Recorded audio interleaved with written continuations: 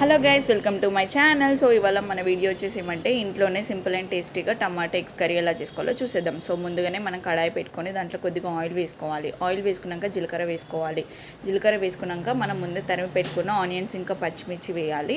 వేసాక బాగా మిక్స్ చేసేసి ఇప్పుడు మనం తగినంత సాల్ట్ వేసుకోవాలి.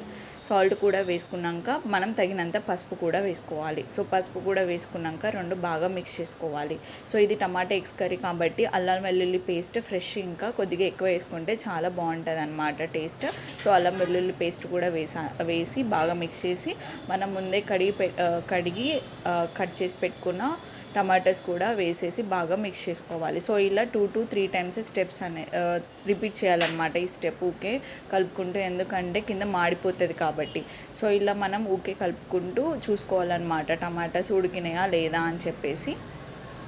సో మూత పెట్టేసి మీడియం ఫ్లేమ్లో ఉడికించుకోవాలి. సో దట్ మంచి ఈక్వల్గా ఉడికిపోతుంది. సో మా ఛానల్ కనుక చూస్తున్నట్లయితే ప్లీజ్ సబ్స్క్రైబ్ చేసుకోండి, లైక్ చేయండి, షేర్ చేయండి, కామెంట్ కూడా చేయండి. ఇంకా మీకు ఏమైనా రెసిపీస్ కావాలంటే కూడా కామెంట్ చేయండి.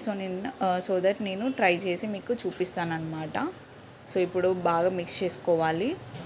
సో మనకి ఇక్కడ ఆల్మోస్ట్ కుక్ అయిపోయినట్టే. సో ఆయిల్ అనేది మనకి పైకి తేలితే ఆల్మోస్ట్ కుక్ అయిపోయినట్టే.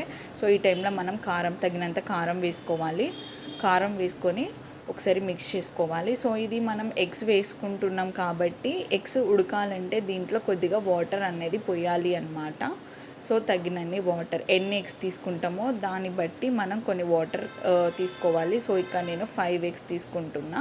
సో వేసాక ఇప్పుడు మనం కొత్తిమీర ఇప్పుడే వేయాలి. సో ఈ కర్రీలో కొత్తిమీర ఎక్కువ వేయడం వల్ల చాలా టేస్టీగా ఉంటుంది. సో మన వాటర్ పోసేసి ఒక 2 minutes సిమ్లో మనం ఉడికియాలన్నమాట కారం వేసాక.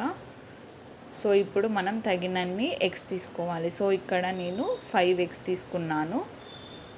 మీకు ఎన్ని కావాలో అన్ని తీసుకోండి, దాని తగ్గట్టు వాటర్ కూడా తీసుకోవాలి. సో 5 eggs తీసుకొని మీడియం ఫ్లేమ్లో స్టవ్ సెట్ చేసుకొని మనం మూత పెట్టేయాలి. So after 6 minutes, exact 6 minutes తర్వాతకి అలా నేను చూపించిన విధంగా ఎగ్స్ అనేది తిప్పేసుకోవాలన్నమాట, ఎగ్స్ విడిపోకుండా. సో ఏ ఎగ్కి ఆ ఎగ్గే ఉంటుంది. సో ఇలా పెట్టేసి వీలైతే ధనియాల పొడి వేసేసి మూత పెట్టేసి స్టవ్ ఆఫ్ చేసుకుంటే మన టమాటా ఎగ్స్ కర్రీ అనేది రెడీ. సో వేడి వేడి రైస్లో ఈ కర్రీ సర్వ్ చేసుకుంటే చాలా ఎమ్మీగా ఉంటుంది. మీరు తప్పకుండా ట్రై చేసి ఎలా వచ్చిందో కామెంట్ చేయండి. బాయ్.